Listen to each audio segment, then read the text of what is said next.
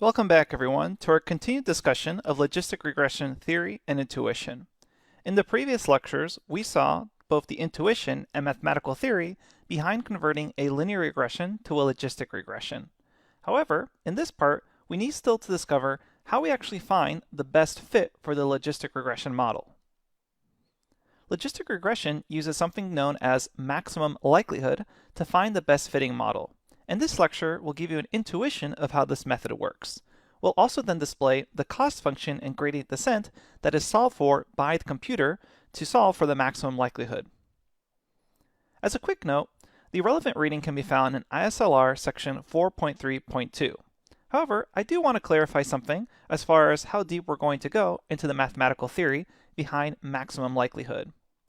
If you take a look at the reading, the mathematical details of maximum likelihood are actually even beyond the scope of the book itself. And I think it's also beyond the scope of this course to take a 1-hour detour of the mathematics behind maximum likelihood, which isn't really going to help us actually perform logistic regression in the long run. So instead, we're really going to focus on giving you an intuition and understanding behind what maximum likelihood is doing. Because as far as the actual implementation of logistic regression in the real world is concerned, you're not going to need to actually mathematically program out maximum likelihood or the gradient descent of the cost function.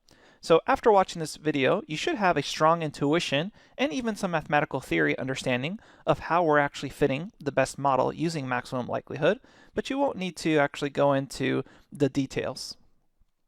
Okay, so what are we actually going to solve here? Well, we see here 3 different logistic regression curves, and in the case of a single feature, that is income, we can see that we'll have 3 different beta values. So we only have a single feature, income, there's going to be 1 coefficient value, and depending on that coefficient value, you could get different curves. And what we really want to know is how do we actually measure which of these models has the best fit? Recall that previously in linear regression, we could seek to minimize the residual sum of squares in order to figure out the best fit. And you may be thinking, well, luckily, in terms of log odds, we actually were able to figure out a linear relationship between the beta coefficient and the x features. However, if you try to do residual sum of squares on this, since the targets are actually at infinity and negative infinity, since the training data only has target variables of 0 and 1, residual sum of squares is actually then unfeasible, because you can't do arithmetic with infinity and negative infinity. So what's the first step in order to figure out how we actually calculate this maximum likelihood? The first thing we have to realize is that we can actually go back and forth from probability to log odds or log odds to probability. We already saw how we converted something like y hat into terms of log odds from the left-hand side to the right-hand side. Now what I want to do is show you how we can go from the right-hand side back to the left-hand side. That is saying that I can go from log odds on the y-axis back to y hat on the y-axis. And recall that y hat is just a probability. It's a number between 0 and 1, stating the probability of belonging to the 1 class. If we say the probability is at 0, then that's essentially saying that this point should belong to the 0 class. If the probability is at 1, we are essentially saying that we're 100% sure it belongs to the 1 class. And then obviously there are values in between. So how do we actually go from log odds back to y hat? Because I'm going to end up having values in terms of log odds from that right-hand graph, and I want to plot them back to the actual logistic regression model in terms of probability. So what we can do here is write the following, that the log or natural log of the probability divided by 1 minus probability of an event occurring is essentially the same as the natural log or log of odds. So all I'm doing here is I'm replacing p divided by 1 minus p in the terms of odds. And we already discussed that that is a definition of odds. It's the probability of an event happening divided by 1 minus the probability of that event happening. This is the terms that the y-axis is in for this right-hand side figure. So I want to take this and be able to form an equation that allows me to plug in the y value for log odds and convert it into y hat. Recall that y hat is the same as p here. It's the probability of belonging to the y class, that is the 1 class. So what I can do is to get rid of the natural log on the left-hand side, I can use e. So we take e and then that will get rid of the natural log on the left-hand side. Then on the right-hand side, I have e to the power of natural log of the odds. Then what I can do is multiply both sides by the denominator, 1 minus p. So now I have p is equal to 1 minus p times e natural log of odds. So then, after this, I'm going to multiply out that 1 minus p to get it in terms that look like this. And then the next step is I'm going to add p times e to the natural log odds to both sides to essentially isolate p on one side of the equation. So essentially what I have here is terms of p plus p times e to the natural log odds is equal to e to the power of natural log odds. Then I can pull out the p from the left-hand side. And then, after that, what I can do is divide both sides by 1 plus e to the power of natural log odds, and now what I have here is the equation that I was looking for. So what is this equation actually saying? It means that if you have a value in terms of log odds, you can plug it into this equation and directly get back out the probability of belonging to class 1. That's essentially the same as y hat. So to make it really clear, I can take a y value from the right-hand side. So again, the right-hand side, that y-axis is in terms of log odds, and I can get a value from there, plug it into this equation, get the probability, or y hat, and then mark it somewhere along the y-axis to the left-hand side.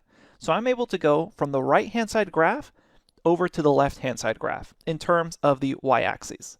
The x-axis is actually the same in both. It's still just income for this particular case where I only have one feature. Now you may be thinking, why is this important?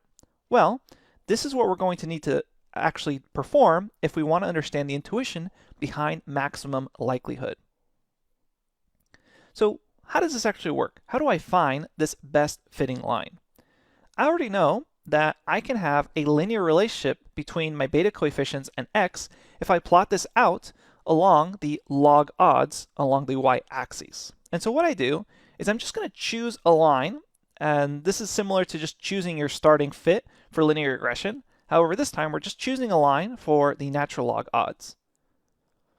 And I know that this particular line, if I were to translate it using the equation we just talked about, it has some form along the probability y-axis. But really what I'm talking about here is, given these training data points, that is my red dots and blue dots, how can I actually find the best fitting model? So I just choose some line to start off with along the log odds axes, and instead of residual sum of squares, because I can't really do that with negative infinity and positive infinity, what I'm going to do is take the x values and project them onto this line. And recall, this is just a line representing the beta coefficient times that feature value of x. And when I project these points onto this line, they're no longer all the way at negative infinity and infinity, which means I can actually calculate the log odds for the projected points on this line. And you should recall that once I have things in terms of log odds, I can convert these directly to probabilities onto my logistic regression model. So I take these projected points, calculate the y value in terms of log odds, plug them in to this formula, and get back those probabilities. Then I'm going to take those probabilities and plot them back onto this model where we had everything in the y-axis in terms of y hat, or p, which is the probability of belonging to the y class. And we now measure the likelihood of these probabilities. So I'm only concerned now with this plot, which has everything in terms of the probabilities of belonging to the one class. And really, if I think about this, what would the perfect fit model look like? If I would have a perfect fit, that means my blue points should be all the way at 1, since those are the actual values that are classified as 1, and my red points should be all the way at 0, since those are the points that I already know are at 0. And recall here that these blue and red points are essentially training data points. And what I'm doing is I'm training on this data to find the best fitting logistic regression model. And the way I can measure this is in terms of likelihood. And all likelihood is, it's the product of the probabilities of belonging to class 1. Again, the probabilities of belonging to class 1. So how would I actually end up getting this likelihood? If I take a look at the first point, I can imagine that its likelihood of belonging to class 1, take its point at the y hat, it's at 0.9, and then I do this for the next point. It looks like it's at 0.8 or 80% likelihood of belonging to class 1. And I do this for the rest of those class 1 points. Now I have the class 0 points. So if we think about class 0, and when I want it in terms of the probability of belonging to class 1, I know that in this case, since it's the other binary event of class 0, if I want its probability of belonging to class 1, I could just calculate this as 1 minus p. So essentially what I'm going to do is, for the rest of these that are belonging to class 0, I calculate these probabilities as 1 minus p. And why is that? Well, again, it's very easy to understand the intuition if you imagine a perfect fit. A perfect fit would have all those blue points equal to a probability of 1, and all the red points equal to a probability of 0, which means I would have 1 times 1 times 1 times 1 times 1 minus 0 times 1 minus 0 times 1 minus 0. Essentially, the maximum likelihood possible is 1. Realistically, however, you're not going to get 1, and if you multiply all those out, you'll get something like this, which happens to be 0.129. And I already know that this is essentially the value that I would like to maximize. I want to get this as close to 1 as possible because that means I've fit as best as possible to my training data. As a quick side note, in practice, we actually maximize the log of the likelihoods. That is to say, there would be a log or natural log on each of those probabilities, 0.9, 0.8, etc. So it would be the exact same math we saw before, except everything would go inside a log. And that's just because the mathematics ends up working a lot nicer when it comes to things like the minimization function and the gradient descent. But the idea and intuition is the same. Maximizing the likelihoods is the same as maximizing the log of the likelihoods. Now, if we think back to this projection along the log odds y-axis, I know that there's going to be some set of beta coefficients that is going to maximize these log likelihoods. And that's essentially all we're doing. I'm choosing the best coefficient values in log odds terms that creates the maximum likelihood as far as predicting the correct class calls for these training data points. And so what I can do is start experimenting with these different lines, essentially continually adjusting this line fit, calculate those maximum likelihoods, and continue this until I find the best fitting set of coefficient values. And this idea of kind of continuing with experimenting on these different lines should feel really familiar from our discussion of simple linear regression, where we just kept trying out different linear regressions and then slowly learned what the best coefficient values were. This is the exact same concept here, except our error measurement, so to speak, is actually a probability measurement of maximum likelihood. Want to maximize that correctness, if you will, of the prediction of the class calls. So a quick note, again, on the mathematics, while we are actually trying to maximize the likelihood, from a computer science standpoint, and as far as the algorithms are concerned, we still need something to minimize because gradient descent methods can really only search for minimums. It's extremely difficult to search for a maximum because you essentially have a gradient that explodes and it's almost impossible to figure out if you've actually reached a max value. However, because of derivatives, it's much easier for minimums with stochastic gradient descent. So that means if we actually go through the math and formulate this all out, in terms of a cost function, we seek to minimize the following. And formally, this is known as log loss. And you can think of this as essentially the minimization cost function for fitting that best line in terms of log odds. And you can see that a lot of these terms will look very familiar to you because you can see the logistic function kind of strewn about everywhere here. And this is actually what your computer is solving for in terms of trying to find the best fitting logistic regression model. But hopefully by now, you have a really strong intuition of what's actually happening behind the scenes, and it's up to you whether you want to dive more into this cost function and how it's actually performing gradient descent. Okay, so again, just as with linear regression, gradient descent can solve and minimize this cost function for us, which is going to return those best fitting beta coefficient values.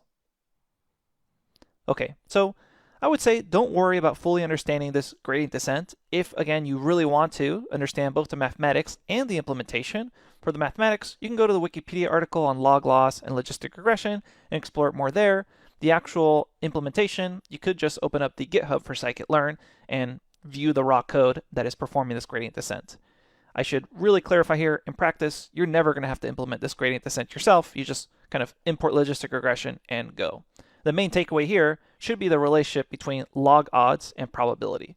That's what I would really encourage you to understand for logistic regression, is understanding that in order to actually fit those best coefficients, you do it all in terms of log odds, which is why it's a little trickier to directly interpret the coefficients when it comes to logistic regression versus linear regression. All right, now that we have an intuition of what happens, quote unquote, behind the scenes, let's explore logistic regression implementation with Python. I'll see you there.